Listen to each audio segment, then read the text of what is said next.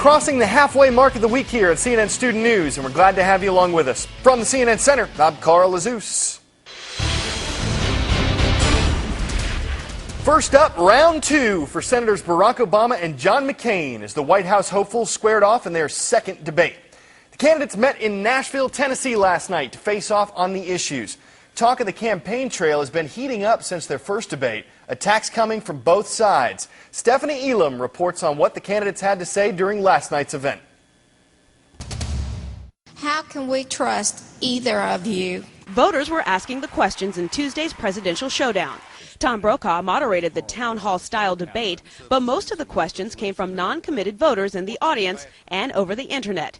They asked Senators John McCain and Barack Obama what they plan to do about the struggling economy. The middle class need a rescue package, and that means tax cuts for the middle class. It means help for homeowners. I have a plan to fix this problem, and it's got to do with energy independence. We've got to stop sending $700 billion a year to countries that don't want us like us very much. With the financial crisis worsening in recent weeks, Obama has expanded his lead in the polls. McCain was seeking to reverse that momentum. Senator Obama has never taken on the leaders of his party on a single issue, and we need to reform. And so let's look at our records as well as our rhetoric. Obama countered by trying to link McCain's positions to those of the unpopular Bush administration. When Senator McCain proposes a $300 billion tax cut, a continuation not only of the Bush tax cuts, but an additional $200 billion that he's going to give to big corporations, including big oil companies. The debate was the second in a series of three. The final presidential debate will take place at Hofstra University in New York on October 15th. For CNN Student News, I'm Stephanie Elam. So, how does this debate compare to others you've seen during the election? And how might you figure out who won? Those are some of the questions in today's free learning activity. It helps you break down last night's debate and gear up for the final face-off next Wednesday as well. Check out this free resource at cnnstudentnews.com.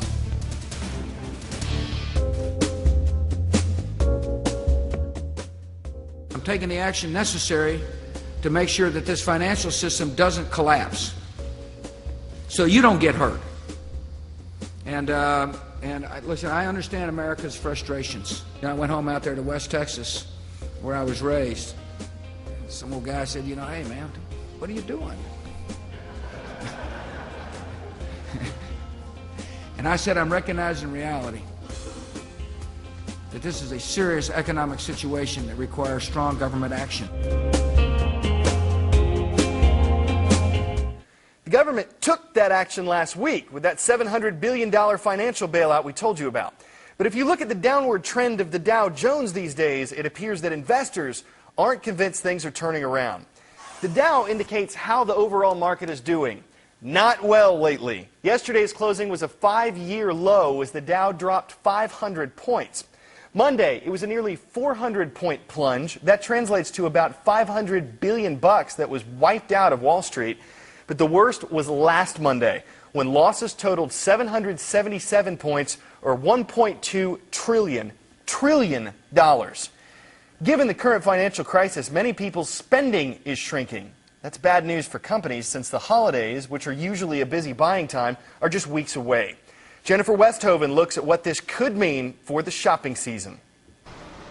The financial crisis that's gripped Wall Street and Washington could mean quieter holidays for everyone. Christmas may be scaled back this year as many American shoppers and stores struggle to make ends meet. Consumers face several challenges. High gas prices, some have lost their jobs or have family members that have lost their jobs. And there's the high cost of credit cards these days. Rates have gone up. That means tighter holiday budgets for millions of Americans. Retail analysts say this season will be the slowest growth in holiday sales since 2002. On top of weak spending, credit markets are locked up. Like all businesses, retailers are having a hard time getting credit that they need to buy holiday merchandise. When you go to Macy's and you look at a coffee pot, Macy's doesn't really own that coffee pot. They borrowed money to pay the vendor, and they'll repay the vendor when you pay them. So they need what we call commercial credit. It's do or die for many stores, squeezed on both ends by suppliers and buyers. Economists say some businesses won't even make it to the holidays. It all adds up to more pressure in a weak job market. Hundreds of thousands of Americans make extra money around the holidays by taking a seasonal job, but experts say this year's hiring will likely fall well short of last year. This year, I think it's going to be even worse. There won't be as many people in the stores, and they won't be there as long. Analysts aren't saying that the Grinch will steal Christmas altogether. Let's put it this way. I don't think anyone's canceling Christmas. Holiday spending, it's important to consumers. It actually becomes necessity spending because it's emotion. But Americans may get a chance, much like those Who's down in Whoville, to remember the true meaning of the holidays isn't about the gifts.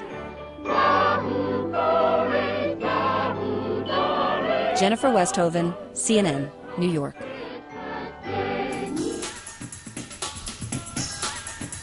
Time for the shout-out. Which of these best fits the description of anaerobic exercise? If you think you know it, shout it out. Is it cycling, swimming, walking, bodybuilding? You've got 3 seconds. Go.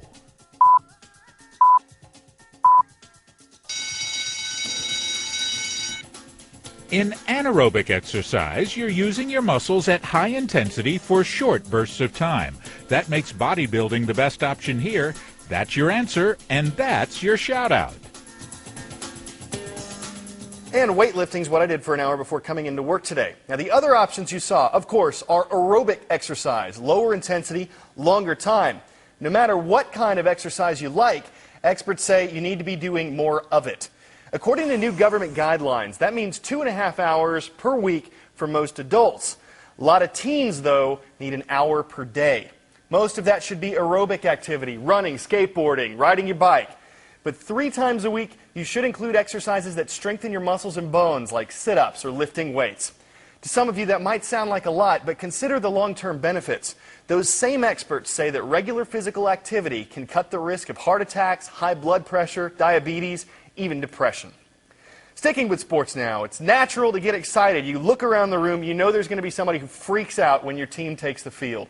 But for fans of a high school football team in Galveston, Texas, that moment also brought a sense of relief.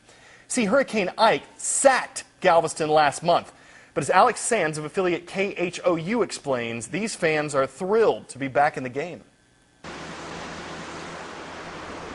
Make no mistake, Hurricane Ike did a lot to batter Galveston. What it did not do was dampen its spirit.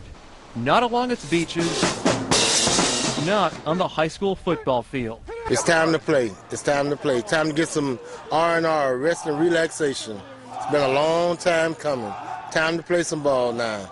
High school football is in the air once again. Ball High's goal was simple: win, beat rival Clear Creek High.